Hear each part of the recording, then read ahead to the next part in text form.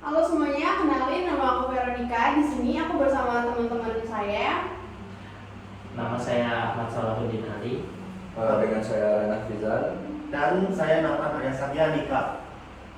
Nah, jadi di sini kami ingin melakukan podcast yang jadi apa nih yang bakal kita bahas pada podcast kali ini? Nah, pada podcast ini kita akan membahas tentang cyberbullying. Menurut kalian cyberbullying itu apa sih?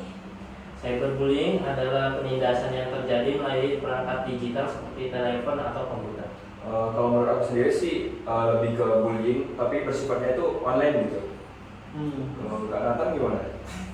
Kalau dari aku, coba kita bedah ya. Kan cyberbullying itu dari cyber sama bullying. Nah, cybernya itu artinya ini kan sudah berhubungan sama teknologi. Nah, jadi cyberbullying itu sama kayak bullying, tapi itu tuh terjadi dalam jarak jauh. Nah, cyberbullying ini kalian udah pernah belum melihat atau ngalamin cyberbullying itu sendiri? Gimana? Kalau buat aku pribadi sih, jujur kalau ngerasain belum pernah ya. Tapi ada aja sih temanku dulu, kan zaman-zaman Facebook ini. Nah, ada temanku yang nembak teman sekelas, jadi ya gitu dicengin aja. Jadi nembaknya di publik gitu atau gimana nembaknya? Di Facebook. Oh, di Di komen. Oh, jadi yang cyberbullying itu teman-temannya atau Iya, teman-temannya dijelek-jelekin gitu. Kasihan juga kan. Kalau kalian gimana? Kalau aku sendiri sih gak pernah ngerasain juga ya. Paling melihat kayak komen di TikTok tuh. Kan sekarang tuh TikTok tuh aplikasi yang paling hype, yang paling sering orang pakai. Kalau di bosan bukannya ke TikTok. Nah, di situ tuh banyak kayak video. Misalnya seseorang ini ada kekurangannya gitu kan. Pasti dibullying gitu sama netizen TikTok. Atau komennya kayak anjir jelek banget gitu. Atau enggak kayak gimana ya? Pokoknya kata-kata yang seharusnya gak dilontarkan gitu di komentar itu, yang buat orang jadi minder gitu. Itu sih yang paling aku lihat. Kalau dari Ali gimana nih? Sih nggak pernah ya kalau kena cyberbullying. Ini lihat video orang di YouTube gitu tentang apa sih, kayak copyright, kayak niru karya orang lain. Jadi kan banyak yang menghina di YouTube itu. Tapi kalau emang orang yang nggak copyright mah emang ini nggak sih? Emang Iya, sih? sebenarnya emang salah kan. Tapi kalau untuk sampai ke cyberbullying juga salah sih. Iya. Paling Makanya- kayak dikasih kritikan Iya. dengan benar. Sebatas teguran. Kalau misalkan ada yang berbuat salah gitu, separah-parahnya jangan sampai cyberbullying, ya, jangan sampai ngecek orang, jangan sampai ngirim udah jangan apa sih namanya, nggak boleh kamu lagi di sini, jangan gitu Iya. lah. Apalagi kalau udah sampai mencampuri urusan pribadi kan bahaya juga. Iya benar. Kadang tuh orang cyberbullying, misalnya ada sesuatu perilaku yang salah dilakukan seseorang ini, even itu bukan artis gitu kan, mereka tuh suka dicampurin sama fisiknya, pribadinya, jadi itu kayak lebih menyakitkan lagi nggak sih gitu. Iya benar. Biasanya kalau udah nyampe Body udah shaming. iya udah sampai di sini sih udah nggak ada argumen lagi. Iya benar sih. Bener. Kayak kataku itu parah sih. Apalagi yang kita tahu nih dampak dari cyberbullying itu sendiri kan, sampai yang paling parah tuh bunuh diri gitu kan, kematian Depresi, ya, iya. benar sampai depresi. Apalagi kan banyak orang gara-gara dibully dapat komenan yang gimana, yang menyakitkan, yang dia nggak pengen denger tuh, jadi ini ya, jadi mengganggu kesehatan mentalnya. Kalau kalian Iya, sama jadi kepikiran juga kan. Jadi satu komen aja sebenarnya udah cukup gitu buat jadi kepikiran buat waktu yang lama. Tiduran gak nyenyak lagi nanti gitu kan. Terus bakal berpengaruh bagi kehidupannya ke depan juga, bakal gimana, pasti takut-takut gitu kan. Kesehatan Tapi mentalnya. cyberbullying itu walaupun ini ya walaupun kelihatannya parah ya, tapi susah juga buat dilacak. Soalnya kan cyberbullying itu faktor-faktor yang membuat orang cyberbullying itu kan yang paling penting itu orang yang ngejeknya itu dia nggak akan ketahuan, Ya, kan? anonim ya. Iya, soalnya Iya. anonim. Sering pakai akun fake gitu. Iya. iya, pakai kebanyakan akun. orang pakai akun fake untuk ngebullying orang tuh supaya nggak ketahuan Iya. Itu sih bahayanya. Jadi kita kurang bisa ngasih hukuman ke yang melakukan cyberbullying ini. Terus kalau misalkan kita lihat nih komennya Magic, nah kan kita bisa ini kan, wah blok aja, mute aja. Tapi kan si orang yang ngeditnya, wah di mute nih, seru nih, buat akun lagi, akun Iya. lagi. Nah terus-terusan aja gitu kan. Jadi agak ini sih, paling kalau ini harus ban dari Instagramnya, harus ban dari TikToknya gitu, biar IP-nya ban, terus nggak akan bisa buat akun lagi, paling gitu sih kalau cyberbullying. Nah kan cyberbullying ini jarang nih dibahas. Kalian ada contoh berita nggak sih yang ngebahas tentang cyberbullying itu sendiri gitu? Nah, pas banget nih. Sekarang kita ada segmen video. Jadi di sini aku ada video berita yang dari tahun 2022 atau 2021. Nah, untuk konten videonya Siapa sih yang nggak kita punya lihat platform bareng. Instagram kan di ponselnya zaman sekarang ini, apalagi kalau buat Jadi, kalangan anak-anak muda. nah, di sini tuh ada ternyata Instagram Instagram mendapatkan sebagai platform pemicu media sosial cyberbullying yang tertinggi. paling sering digunakan untuk melakukan dari perundungan atau sekian bullying secara banyaknya online. platform emang Instagram ya. Berarti ini sebelum Berdasarkan riset lembaga donasi anti-bullying Dictionary Label terhadap 10.000 remaja asal Ya Indonesia berarti sebelum TikTok hype ya, masih orang tuh kan masih suka bukanya Instagram. menjadi korban cyberbullying di Instagram. Di bawahnya ada Facebook dan Snapchat muncul dengan persentase masing-masing sebesar 37% dan 31%. aku juga belum pernah pakai Snapchat tapi tinggi juga ya Snapchat. Sementara itu, Broadband Search mencatatkan salah satu faktor yang paling umum menjadi penyebab cyberbullying adalah menyangkut soal penampilan dengan total persentase sebanyak 61%.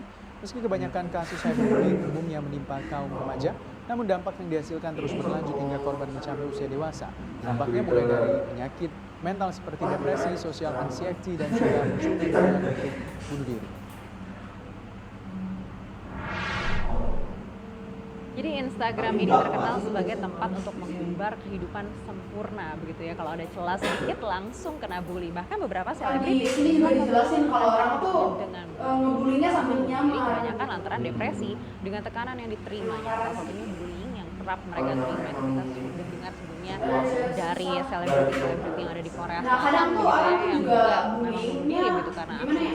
cyberbullying. Iya betul sekali, Anneke. Kayak Di itu kan Indonesia ada korbannya penyanyi sekaligus aktor Suli kerap kali mendapatkan cyberbullying dari Ya warganet siapa sih yang mau masukin hingga penampilannya terus alat menjadi sorotan. tanggal lahirnya di akun Juga saya ada gitu kan. selebriti lainnya Iya, yang bagus sih ya. sebelumnya setelah Kayak akun 1,5 bulan kepergian dari Suli. Ada pula Iya, artis lu mau dicat sama yang sehari sebelum lu ganti jadi suka sempat apa? menuliskan komentar bahwa dirinya Iya, bully mengalami orang. Nggak mungkin kan, karena pasti Bahaya kalau banget. ketahuan dia Bully. pasti jadi orang yang cyberbullying ini kalau ketahuan di dunia nyata pasti dibully balik gitu. Jadi cyberbullying ini gak ada berhenti gitu loh. Kalau misalkan kita tahu takut kita ini kan masuk ke jejak kaki digital kan. Iya benar. Yang bisa dilacak. Jejak digital juga yang Bisnis yang juga lebih bakal hilang. Misalnya ada fitur peringkat unggahan, trending bagi foto atau mungkin video yang inspiratif, Jadi, dan bukan dari hanya video ini unggahan ini ya, yang penuh em, kesempurnaan saja. Iya, apalagi Instagram netizen sih, Indonesia Instagram begitu ya sih. memang Nah, sangat-sangat tapi, di aktif sini kita, sekali. punya ini ya, jari ini data cepat yang banget, lebih- kadang-kadang lebih cepat daripada mulut. lebih terkini data yang 2023. Nah, Oke. jadi di sini tuh, nah ini tuh udah ada TikTok. Jadi sama ini ya, karena semenjak COVID juga, Ya pandemi.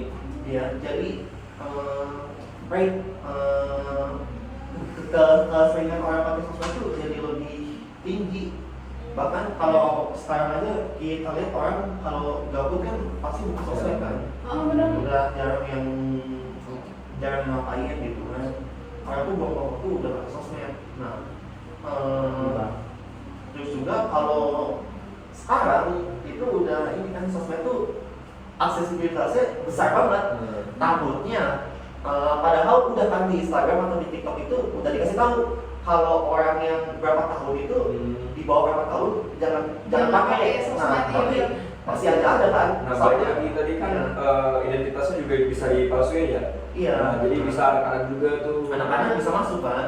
Diracuni. Sebenarnya itu karena itu menurut aku ya kayak penggunaan sosmed ini harus lebih diperhatikan lagi, apalagi anak-anak yang di bawah umur udah dikasih handphone gadget gitu dari orang tuanya, mereka harus lebih diawasin lagi. Nah, Betul. biasanya kalau anak kecil yang keracunan sama yang diracuni sama sosmed itu biasanya kalau menurut aku ya bukan salah sosmednya tapi salah orang tuanya yang Iya. nggak menjaga. Yang pledor gitu. Iya, harusnya kalau jadi orang tua mah Dibatasi. hati-hati lagi lah, jangan Iya. cuma dikasih HP ditinggal. Ditinggal.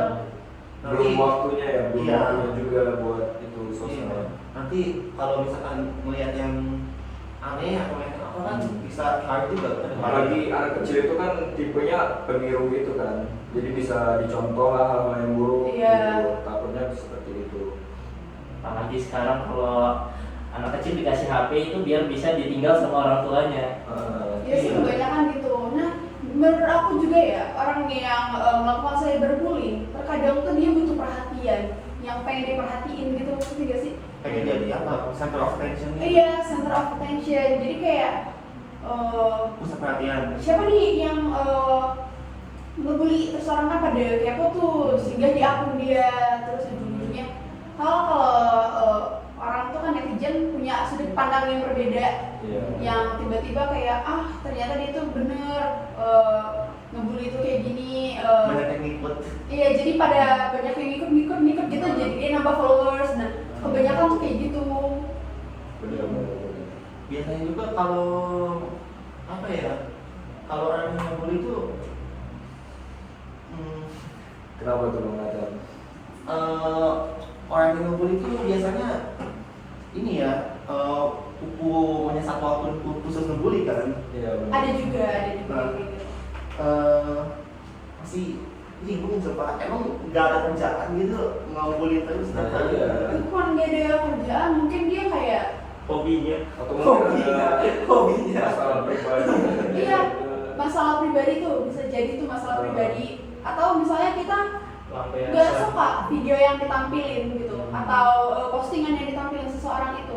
Nah, jadi ujung-ujungnya ngejudge. Padahal kan ada namanya fitur skip, kita tinggal skip aja, scroll aja gitu. Iya. Tapi entah kenapa orang mungkin seneng gitu, mungkin dia punya kesenangan pribadi yang pengen ngebully orang lain gitu.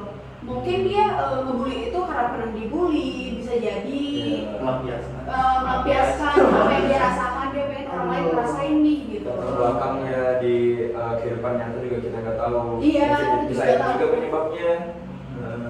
Benar-benar. Terus kalau kayak gini, kalian tahu nggak solusinya kita harus ngapain tuh kira-kira? Soalnya kalau melihat dari ini ya, dari data yang ada di sini, yang di berita itu 36% itu dia ngomong ke bulinya buat berhenti gitu. Nah, yang aku pikir walaupun patut dicoba ya, mana tahu gitu kan, yang bulinya, waduh disuruh udah stop, tapi kayak 90% nggak berhasil gitu. Iya benar. Terus ada lagi nih yang di 34% itu dia ngeblok sama kayak kita omongin, dia di blok, di Iya. mute atau di inilah di pokoknya Dibatasi ya, dari sosial potong media komunikasi sama orang itu, misalkan ketemu lagi ya udah blok lagi gitu. Iya. Nah, terus ada lagi 29% nggak ngapa-ngapain, jadi udahlah biarin aja. Iya, biar. Iya. Nah, tapi kalau dibilang itu kan ini ya takutnya Menjadi. iya. Tapi kalau dibiarin, orang kan punya rasa capek ya. Iya. Ada yang merasa kayak Udah dia- lah, kan orang tuh berbeda. Ada yang mentalnya kuat, merasa kayak ya udah komentar itu nggak bakal mempengaruhi hidupnya apapun karena itu hanya sebuah komentar gitu. Itu bagi yang mentalnya baja ya kata aku mah. Tapi kan tahu Gen Z sekarang tuh pasti lebih ini yang lebih peduli terhadap mental, jadi kayak yang itu pasti di blok gitu. Nah, orang yang ngebiarin tuh mungkin sengaja sampai nunggu kapan sih orang itu nggak capek, kayak ngebully terus setiap dia bikin postingan, setiap kali dia bikin video dibully terus aja jadi komen sama tuh orang, pasti bosan lah dia kalau nggak digubris mulu. Karena orang yang melakukan cyberbullying ini pengen digubris, pengen diketahui, pengen dibales sama orang yang ngepost atau yang bikin video itu sih kata aku. Makanya dibiarin. terus tadi pasti balas, wah saya dibales. Iya, kalau Lanjut, dibalasnya tuh aduh. makin balas kan lebih bagus. Ngerti gak sih? Gas gitu kan. Nah, terus ada lagi yang 11% itu dia ngomong ke orang tua atau ngomong ke PK lah, halus semua orang gitu. Itu Itu tuh menurut aku tindakan yang benar-benar. Kamu gimana Han? Itu Kalau benar menurut aku ya? sih peran orang tua sama pendidikan di sini tuh penting banget sih. Apalagi tentang cyberbullying kan di Indonesia juga jarang dibicarain gitu. Nah itu sih menurut aku. Jadi kita ini ya harus lebih sering sosialisasi. Iya, lebih sering memberi imbauan ke anak-anak yang masih ini ya, yang masih awam dengan cyberbullying. Iya, itu Pencegahan gitu. harus melakukan pencegahan terhadap orang. Oke, kita balik lagi. Tadi ada masalah teknis Sorry, ya. ada itu Jadi kesalahan. kekat. Oke, kita lanjut. Tadi kita ngomongin itu yang sebelum orang itu dia ngelaporin ke ini, ke orang tua atau BK kan tadi. Iya benar. Jadi gimana tadi pendapatnya, Vero? Menurut aku tuh tindakan yang benar ya. Apalagi kan misalnya dia yang merasa terganggu nih, pasti dia butuh dong pendapat dari orang yang lebih ahli dan lebih tahu kayak orang tua, biar orang tuanya itu lebih ngerti anaknya kenapa. Karena kan kalau cyberbullying itu kayak memicu dampak buruk terhadap psikologis seseorang gitu. Pasti ada suatu tingkah laku yang berubah nantinya gitu loh. Jadi itu bagus untuk dibilang ke orang tua, baru ke guru BK. Guru BK tuh pasti bakal, misalnya kalau udah terlalu parah nih, bakal saranin untuk datang ke psikologi gitu. Kalau menurut lu gimana kan? Justru benar sih kata Vero tadi harus dibicarain. Justru kalau yang masalah kayak gini tuh susah kalau dipendam ya sendiri. Soalnya bisa berdampak ke psikologis. Nah, menurut aku nih juga peran orang tua di sini sama pendidikan itu penting banget sih. Karena kan di sini kan cyberbullying juga jarang dibicarakan di Indonesia. Nah, kita juga butuh sosialisasi gitu. Biar lebih familiar dengan cyberbullying itu, bagaimana cara mengatasinya juga. Nah, gitu sih menurut aku. Kalau menurut aku, kalau misalkan kita ngomong ke BK sama orang tua juga bagus. Tapi aku takutnya itu BK sama orang tuanya itu dia gaptek takutnya. Jadi dia masih belum gini gitu, masih belum tahu kalau dia tahu cyberbullying itu nggak boleh, iya. Tapi nggak tahu seberapa parahnya dampaknya gitu kan. Nah, takutnya ada yang kayak gitu. Jadi aku tambah sarannya itu kalau misalkan kita mau lapor tuh bisa ke teman lah atau yang lebih paham gitu. Jadi yang bisa ngebantu kamu, yang bisa ngedampingin kamu selama kamu kena cyberbully gitu. Kalau Ali gimana tuh Ali? Gimana nih? Kalau gue ya karena nggak semua orang tua tuh tahu cyberbullying juga kan. Iya. Cuma dikasih HP terus dibiarin. Jadi kalau kita ngasih tahu orang tua kadang nggak ditanggepin lah.